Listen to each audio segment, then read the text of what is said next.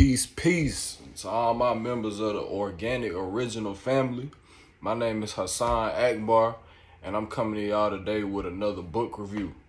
Now today, this one gonna be a little bit different because somebody actually requested that I give my favorite top 3 to 5 books or whatever.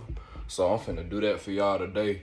Now, if anybody know me personally that's watching this, y'all know I don't sit through no book and just read it from beginning to end. Like, I be bouncing between titles and stuff like that, because that's just how my brain, function and all that stuff.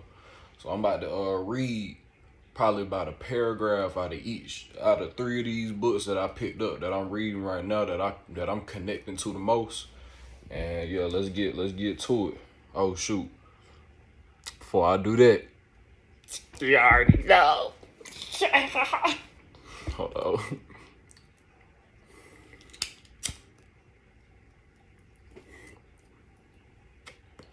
Yes, sir. All right.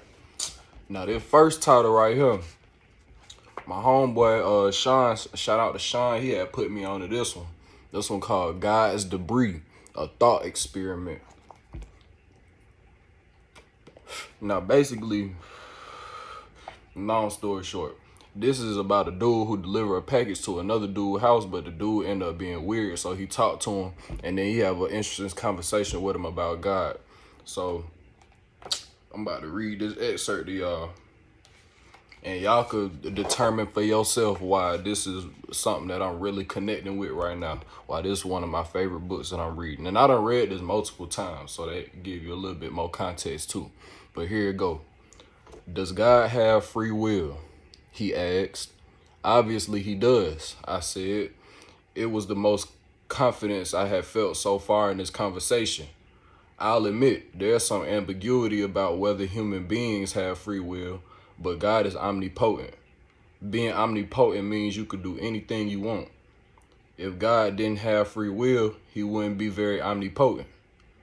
Indeed, in being omnipotent, God must be able to peer into his own future to view it in all its perfect detail. Yeah, I know. You're going to say that if he sees his own future, then his choices are predetermined. Or if he can't see the future, then he's not omnipotent. Omnipotence is trickier than it seems, he said. Now, that's only one chapter of the book. This book weird. But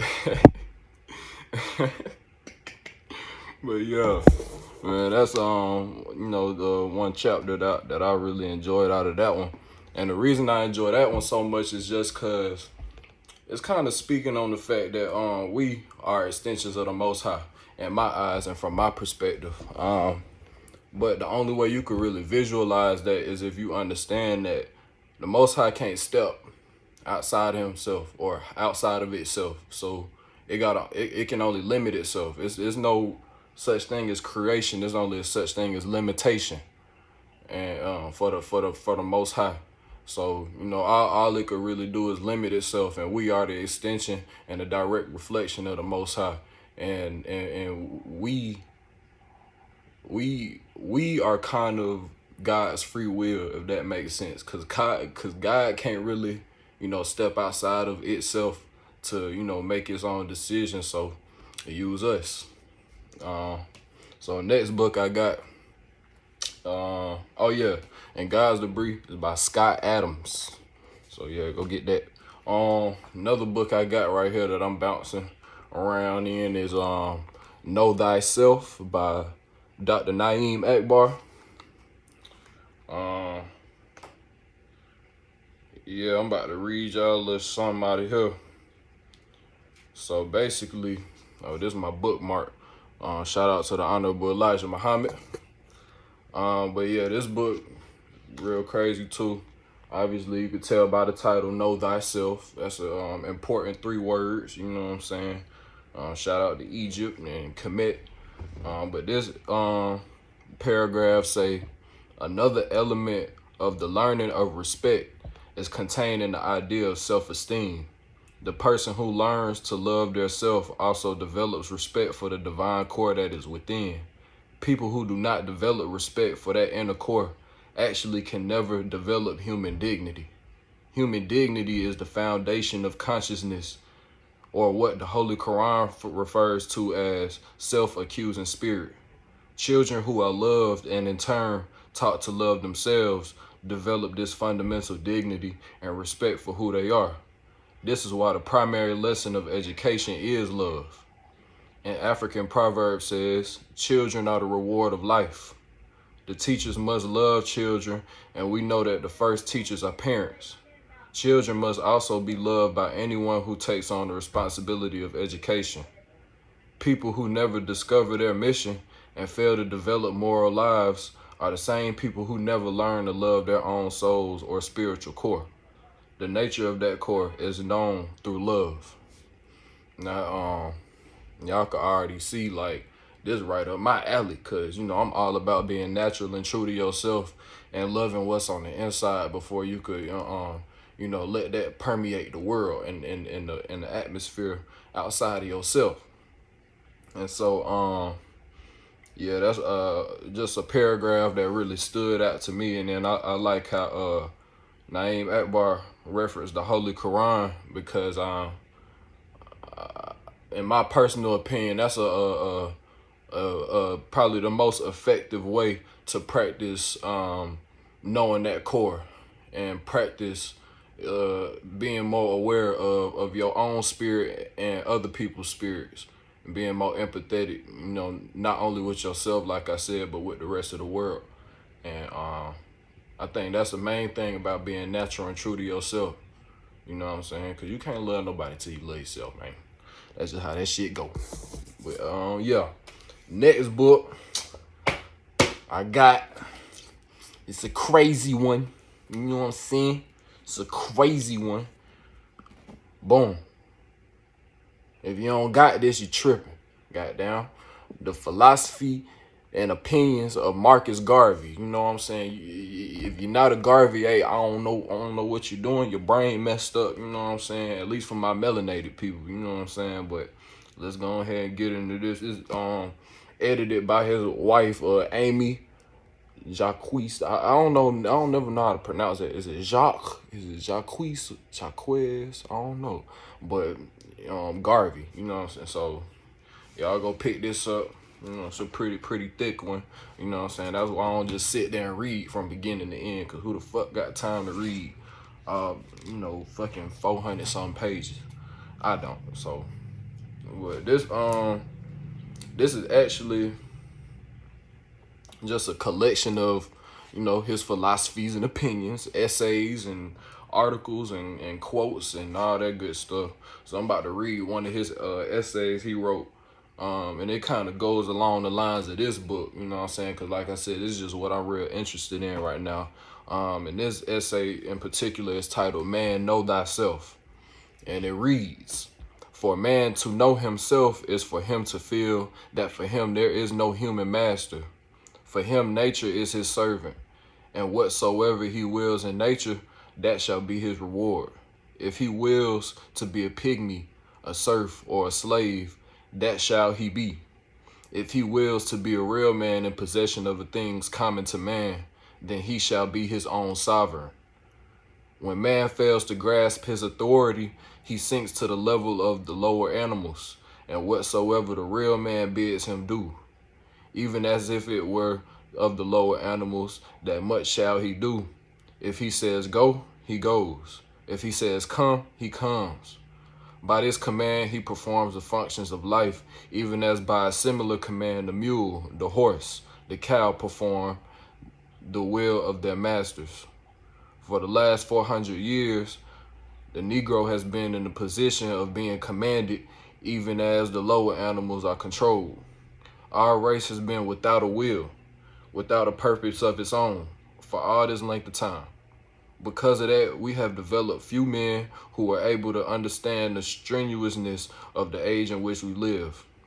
Where can we find in this race of ours real men? Where can we find in this race of ours real men? I'm gonna read that one more time. Where can we find in this race of ours real men? Men of character, men of purpose, men of confidence, men of faith, men who really know themselves. That's that key. I'm telling you, but that's the key to the whole thing. Men who know themselves. I have come across so many weaklings who profess to be leaders, and in the test I have found them but the slaves of a nobler class. They perform the will of their masters without question. To me, a man has no master but God. Man in his authority is a sovereign Lord. As for the individual man, so of the individual race. This feeling makes man so courageous, so bold, as to make it impossible for his brother to intrude upon his rights. So few of us can understand what it takes to make a man. The man who will never say die. The man who will never give up.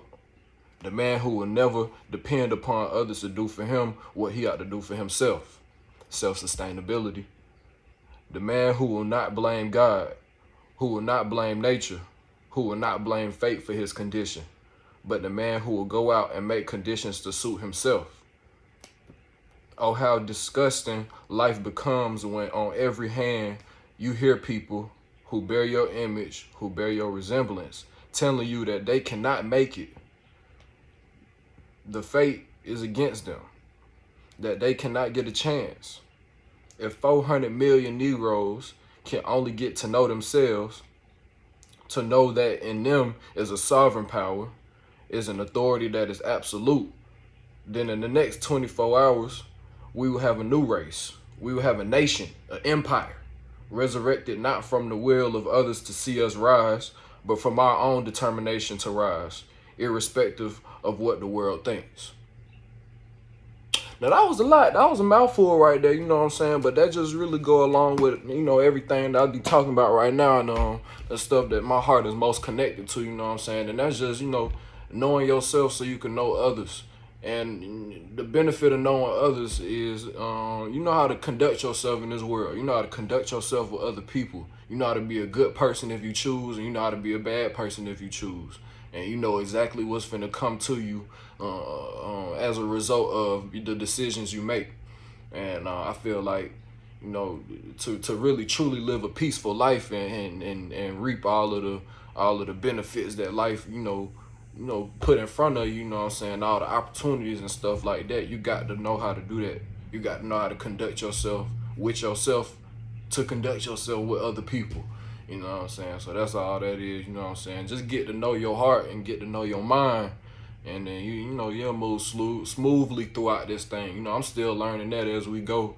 But I think I'm a lot further along than I could be. So I'm going to keep on reading these little books and all that stuff and picking up on certain knowledge the best I can.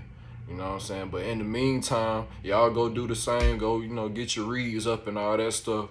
And, you know, look out for more videos of me talking about different stuff. I don't know.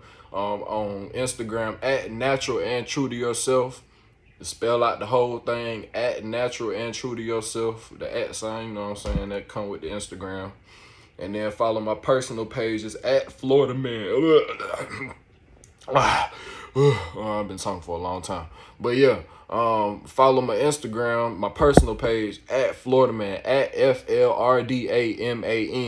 At FLRDAMANN. Them two separate pages.